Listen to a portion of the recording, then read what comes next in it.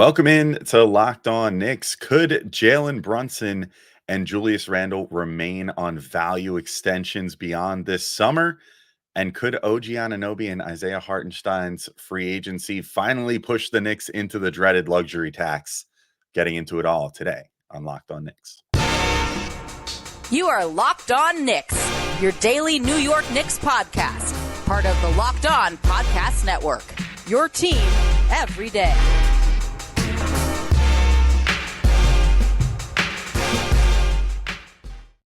All right, welcome in to Locked On Knicks, and I want to thank you guys for making Locked On Knicks your first listen today and every day, whether you're checking us out on your favorite podcast platform or taking in the sights and sounds on YouTube. We appreciate you making us a part of your daily routine. Make sure you hit that auto download function on your favorite podcast app or the notification bell on YouTube so you never miss an episode.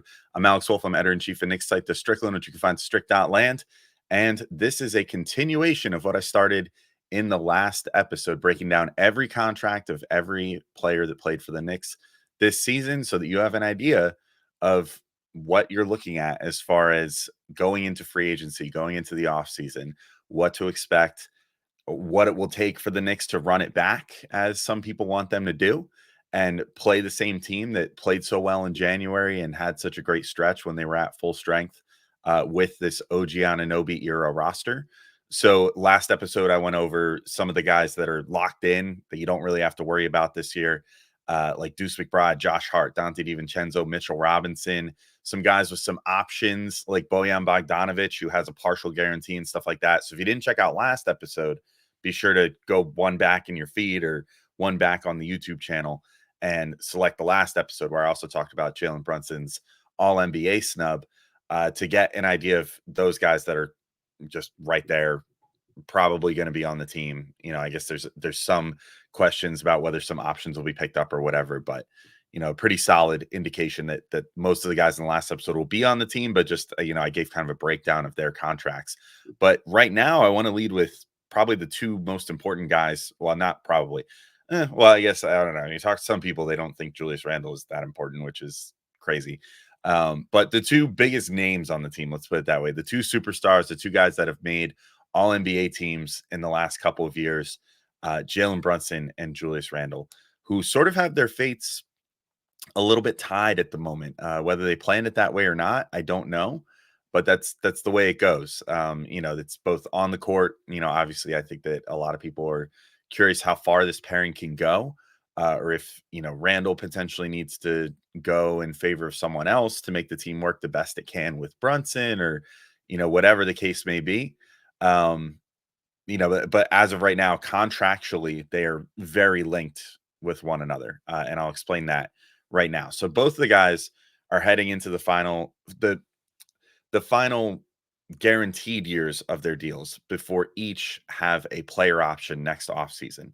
So that means that they are extension eligible now, because what can happen is they can renegotiate a contract during this season, during this offseason, and then potentially spilling into the season, if they so choose, to then extend their contract by foregoing their final option year and then replacing it with a new contract that could be worth, well, I'll get into the amounts in just a second. It's differing for both Brunson and Randle, but then could extend their contract 4 more years beyond this year to create effectively a 5-year deal that they're on, including this coming season. So Jalen Brunson is heading into the final 2 years of his 4-year, $104 million contract that he signed in 2022, which featured a 4th-year player option and declining salary. So this year and next year's option are both worth roughly $25 million. So that's because, again, he took a descending contract. So he actually made more at the front of the deal and then has made progressively less. And the final 2 years are going to be worth less. So Brunson could sign a 4-year deal worth $156 million this offseason. That would start next year. So not in the 2024 to 25 season. He would play out his current deal, and then the extension would start in the 2025 to 26 season and then go 4 years beyond that, and be worth $156 million in total. So that would average out to about $39 million a season. Steve Popper of Newsday the other day, and this got aggregated all to hell, and there's been a little confusion about, or well, not confusion, but I guess misrepresenting of Popper's words, where it played out like a game of telephone through the aggregators, and he himself even had to go on and be like, hey, like, this is getting a little blown out of proportion. But he more or less reported that Brunson is open to signing that extension this offseason. Not that it's a done deal, not that, it's for sure happening or anything like that, but just like Brunson is thinking about it and he might sign that extension this offseason. And if that were the case, that would be like the coup of all coups for the Knicks. And honestly, the move of all moves for Brunson to prove that he's all about just winning in New York at this point, because he would be foregoing a lot of potential money. And when I say a lot, I mean like $100 million. Like, there's a chance that he might leave $100 million on the table to stay with the Knicks, which is just insane. Because basically, to break it down, if he were to hit free agency next summer after opting out of that deal, he could sign a 5-year deal worth about $270 million with the Knicks, which would equal about a $54 million average annual value, which is a huge, huge uptick from 4 years for $156 million and making $39 million a season. Now, just cost of living wise or whatever, even living in New York, like, what's the functional difference of 39 million versus 54 million? Not a ton in your day-to-day life, but to forego $100 million as a young man who just recently was married and might be thinking about starting a family soon, like, whatever, that would be huge for the Knicks, and a huge financial decision for Brunson to decide to forego that money. Granted, I think he's going to make plenty of endorsements. He's becoming the face of New York sports very quickly. He's going to make a lot of money elsewhere, but no matter what, he could make that money elsewhere and still make $55 million a year with the Knicks. And so if he chooses to do this offseason, I mean, that's kind of the ultimate team first move to a fault. I mean, I don't know if I would be able to do the same in his shoes and turn down $100 million of extra money, but if he chooses to do it, he's doing the Knicks the ultimate favor. And I won't say no, because as a fan, obviously I want this team to have the best opportunity to win a championship. And I also have no doubt that if he does that and then the Knicks do win a championship, that they would probably insist on giving him the maximum amount after that. Just to be like, hey, thanks for helping get us over the hump. Like, you deserve to get the most money that you can into your 30s and, to just kind of be the face of this franchise through the rest of your career and whatever. But yeah, I mean, that's a home run. If he decides he wants to take it, then cool. I guess you go ahead and you sign him to it and you don't look back and you build the best possible team and hopefully compete for a championship next year and beyond. Julius Randle similarly is heading into the final 2 years of his 4-year, $117 million extension that he signed in 2021. He signed that after the We Here season. Next season is worth $30.3 million. And then his final option year in 2025 to 26 is worth $32.4 million, meaning, again, he and Brunson have matching final 2 years. So they each are going to have one more guaranteed year this year and then a player option for the 2025 to 26 season.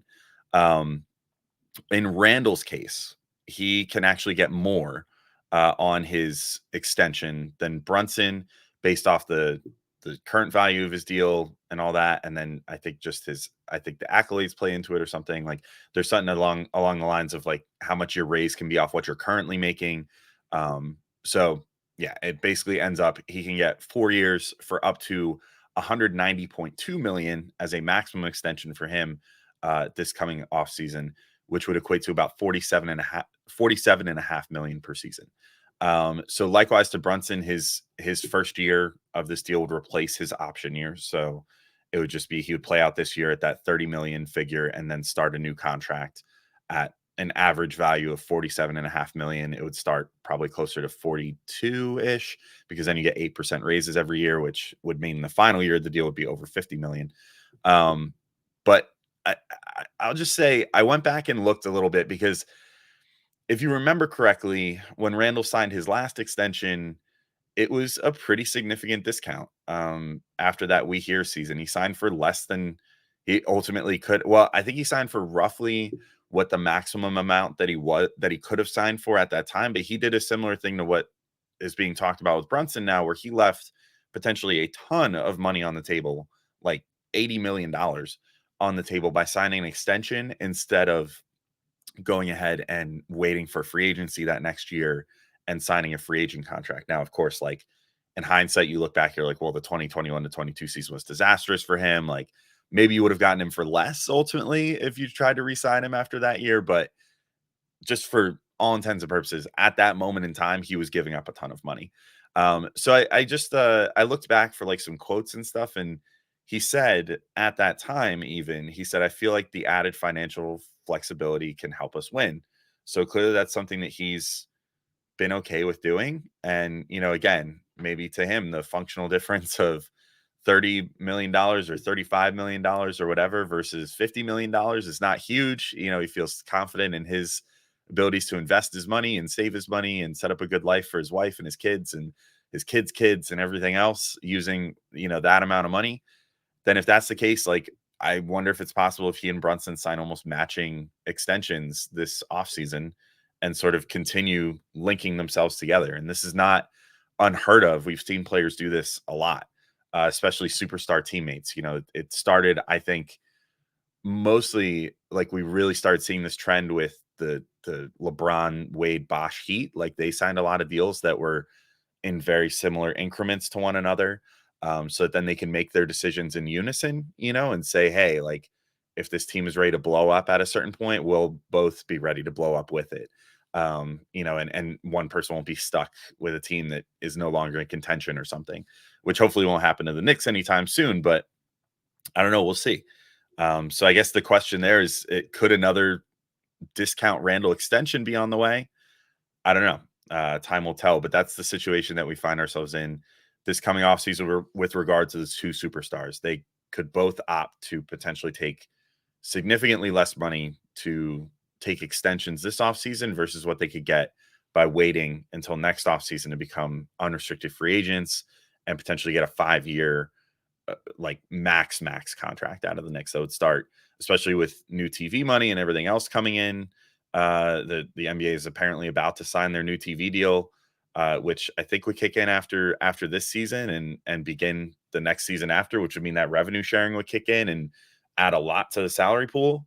I mean that these discount deals that they potentially sign this year could potentially be mega discount deals going forward. So I guess we'll see how that goes. But there's a bunch of other stuff to talk about as far as the rest of the roster, because this is where we get into the free agents. So if some of you have heard some of these terms like bird rights and early bird rights and whatever, and you're confused about what it means, I'm going to explain that in the next segment before getting into the two biggest guys, OG Anunoby and Isaiah Hartenstein, as well as the rest of the free agents on the Knicks, and a quick explainer on what the luxury tax means, because I think it's something that we're going to potentially be looking at as far as the Knicks are concerned this year. So I'll get into that in the next segment and beyond.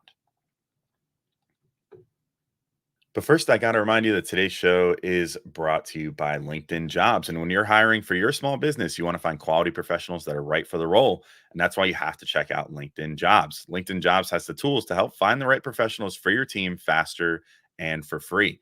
And I say this all the time, but I've never really been in the hiring position, but I've been the hiree before.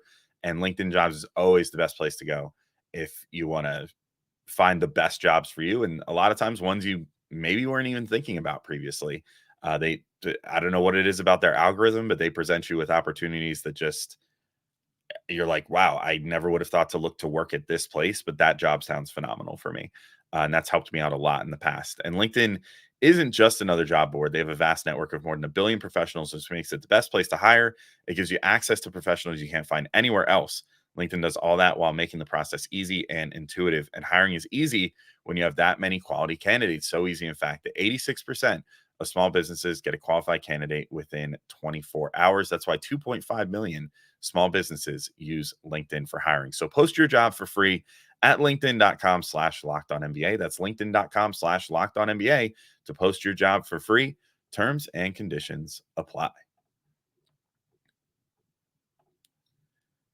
All right, and I'm back in to keep talking through the Knicks contract situations, but Before I get into the guys that are free agents, I have to introduce you guys to some terms that maybe you're familiar with, maybe you're not familiar with, maybe you need a refresher on that relate to free agency. So there's a lot of exceptions and rules and little things that govern how teams are able to spend money and why teams are often able to control their own destiny with their own free agents more so than going after external free agents. And so I'm going to get into that real quick. So you might have heard the term bird rights. And so you might be thinking, what are bird rights? Why are they called bird rights? What is this? Why can the Knicks re-sign guys like OG Anunoby and Isaiah Hartenstein, even though they were over the cap already this year? So here's the answer. The NBA salary cap projects to be 141 million for next season. So if OG Anunoby declines his option, by my count, the Knicks would be about 2 million under the salary cap before you factor in cap holds.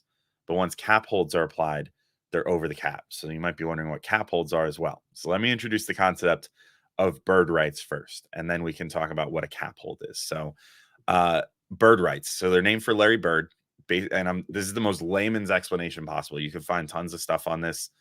CBAFAQ.com is a little dated, I think, at this point. I don't think that it's been updated yet. It's a real labor of love of a website. Don't believe it's been updated yet by Larry Kuhn. But it has the explanations of what like bird free agents are and stuff like that. If you want a deeper explanation than what I'm about to give, but this is sort of layman's terms. At least I'm trying to make it a little more digestible in podcast form. So they're named for Larry Bird. Basically a set of rules that allow teams to go over the salary cap to retain their incumbent players. So as non-nerdy as I can, I'm going to try to get into this. There's three different types of bird free agents. There's full bird free agents, there's early bird free agents, and there's non-bird free agents. So bird rights are the first thing. This is what's granted to a team when a player has spent a minimum of 3 years with a team consecutively and allow teams to spend the maximum allowable money on their free agents, plus offer 8% raises, which is higher than the typical 5% for a standard free agent. Which is to say, like, if the Knicks want to re-sign OG Anunoby, they can offer him 8% raises year over year, versus another team could only offer him 5% raises if they try to sign him away. Plus, they can offer a 5th year on a contract, which is 1 more year than a poaching team could offer to get a free agent away.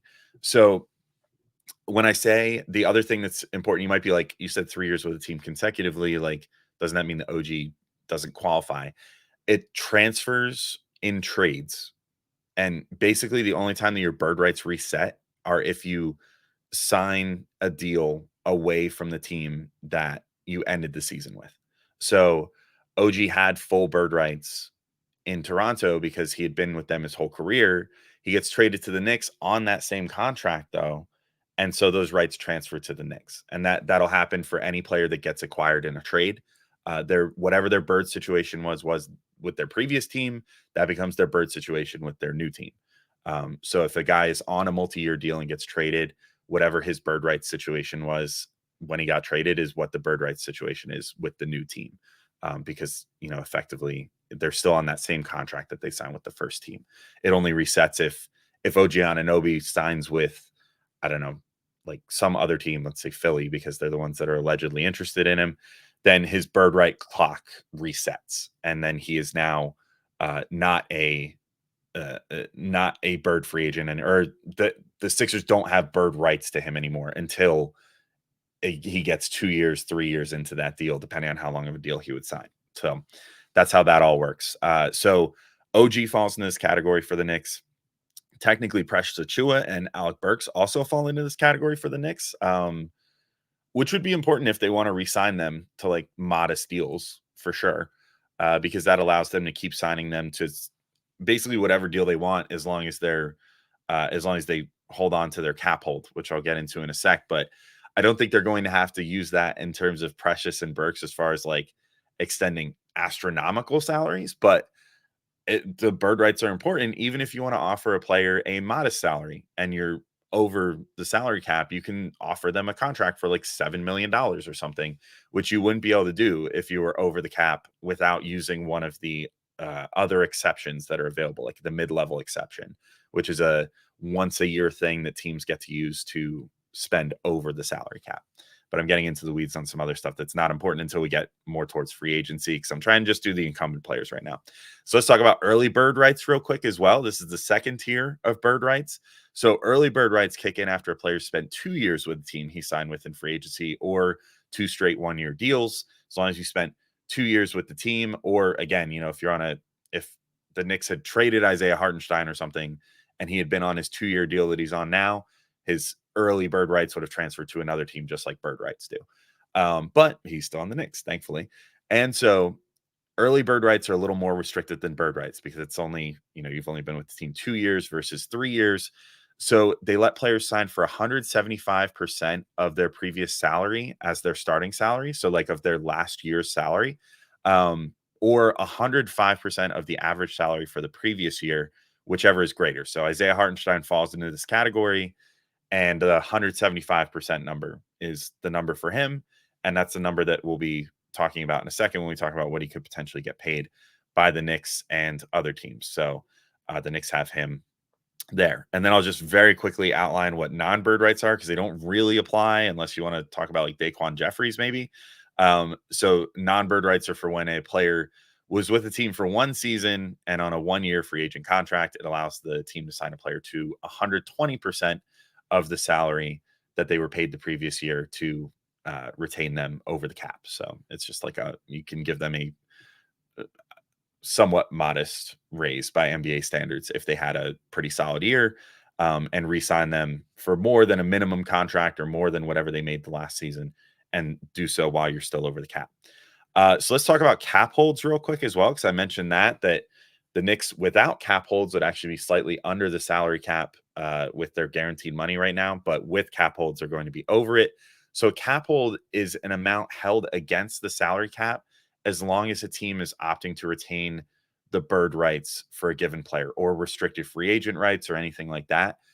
If you're going to take advantage of the exceptions that are being granted to you, the NBA is going to put temporary holds. It's like a hold on your credit card statement. You know what I'm saying? Like when you go to a hotel and they put the hold on your credit card statement and say, well, if you opt to destroy your room or whatever, we're going to charge you $200.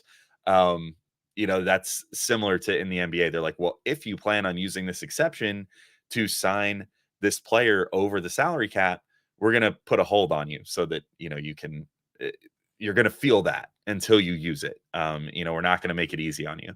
So that's basically what that is. So cap holds, I'm not going to lie, the actual calculation of it sometimes befuddles me, because some of it is like what a player is projected to get is what their cap hold is sometimes. And I don't know who comes up with that number in the NBA office or whatever, but suffice to say, like OG Anunoby's is going to be like $30 million or more. Isaiah Hartenstein's will probably be the maximum allowable amount with the Knicks. So like in the, or maybe slightly less than that, like 12 million, something like that. Precious Achiuwa is going to have a cap hold of like 10 million roughly, because he's coming off a rookie deal. So like, I'm not gonna lie, the cap holds confused me a little bit, but basically it's placeholder money put in place until the player actually signs their real contract, in which case the real money takes the place of the cap hold on your salary cap sheet, which I think is enough information for us to get to OG Anunoby, Isaiah Hartenstein, Precious Achiuwa, and Alec Burks, and then a little lesson, small, tiny, poquito lesson on the salary cap before we end the show. So I'm going to get into all that in just a second. But first, I have to remind you all that this episode is brought to you by BetterHelp. And we all carry around different stressors, big and small. We can keep them bottled up. It can start to affect us negatively. And therapy is a safe space to get things off your chest and to figure out how to work through whatever's weighing you down. And when we think of therapy, like, yeah, you often think of the big thing. Maybe you have a death in the family, or you lose your job, or you're going through a breakup, or something significant like that, significant, huge, life altering. But the little things add up too, just general stress with work, general stress in your relationship, or just you had a bad commute home from work and it puts you in a really bad mood, whatever. There's all kinds of different things that can add up over time and then eventually turn into something bigger. And that's where therapy can come into play for you. So if you're thinking of starting therapy, you can give BetterHelp a try. It's entirely online. It's designed to be convenient, flexible, and suited to your schedule. All you have to do is fill out a brief questionnaire and you get matched with a licensed therapist and switch therapists at any time for no additional charge. So you can get it off your chest with BetterHelp. Visit betterhelp.com/lockedonnba today to get 10% off your first month. That's BetterHelp, HELP.com/lockedonnba. All right, and I'm back in. So hopefully you feel a little more knowledgeable about bird rights and things of that nature after last segment, and can now understand, like, hey, this is why the Knicks are able to re-sign OG Anunoby, why they're able to re-sign Isaiah Hartenstein, and what the restrictions are in regard to how they're able to go about doing that. So let's talk about OG Anunoby first. So he's currently facing the final option year of a 4-year, $72 million extension he signed in 2020.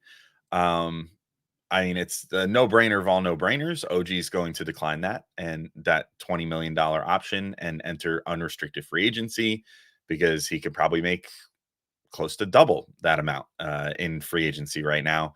There's going to be a number of teams with cap room this year that could potentially try to pry him away. The one that's been coming up recently is Philly, who apparently are going to try to make a play for Paul George first and then view OG Anunoby as a potential backup plan to try to build out their roster. They basically have like Tyrese Maxey, Joel Embiid, and nobody on their roster after this year. They just kind of lined it all up that way so they can go on a free agent spending spree. So they would have enough to offer OG like max money if they wanted to, which might be more than the Knicks would be comfortable giving him. So who's to say? I guess, we'll only know that as news starts coming out. But let's just get into the hard numbers and not the rumors here. So the max contract that OG Anunoby could get in free agency from the Knicks using their bird rights, which again gives them the ability to offer him more money, bigger raises, an extra year. They can potentially give him 5 years, $245.3 million.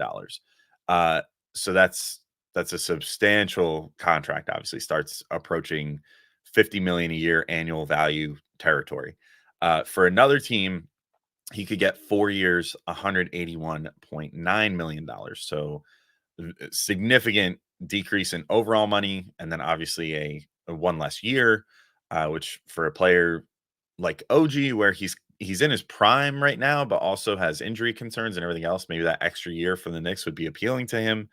My guess is that he might try to do the same as what Brunson and Randle might do, which is try to line his contract up with theirs.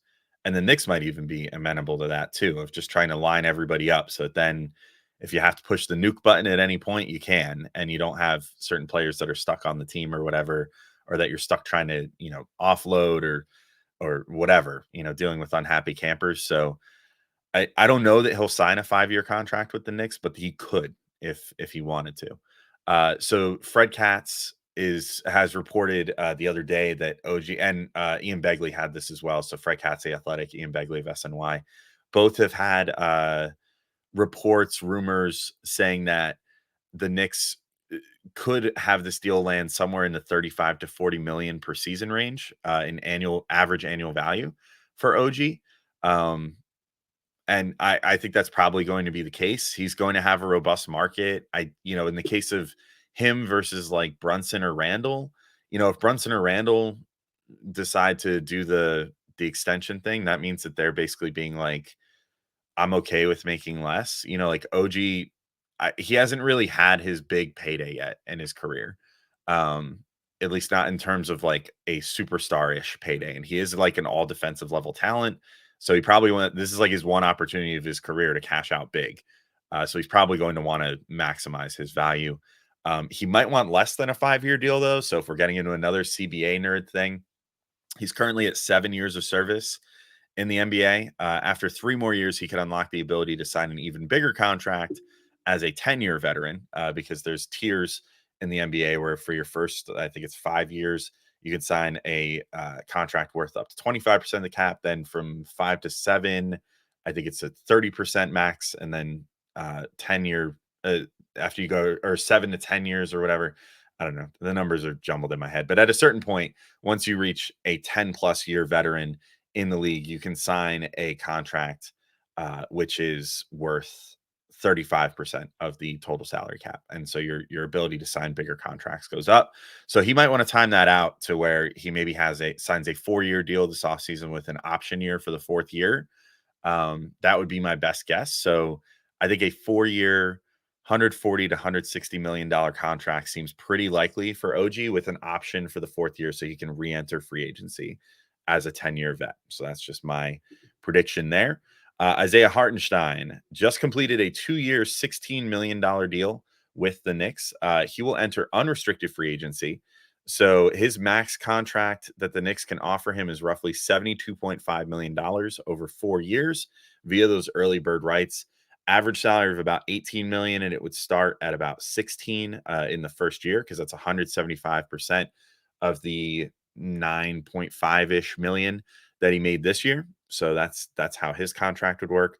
The problem here is that there are some teams with big enough cap space to out offer the Knicks. So unlike the OG situation where the Knicks kind of have the power to offer OG the most money of any team bar none, and they can just outbid anyone if they so need to, that will not be the case with Hartenstein. So Hartenstein might get an offer from, say, Oklahoma City, who could potentially have, I think, up to 20 million in cap space.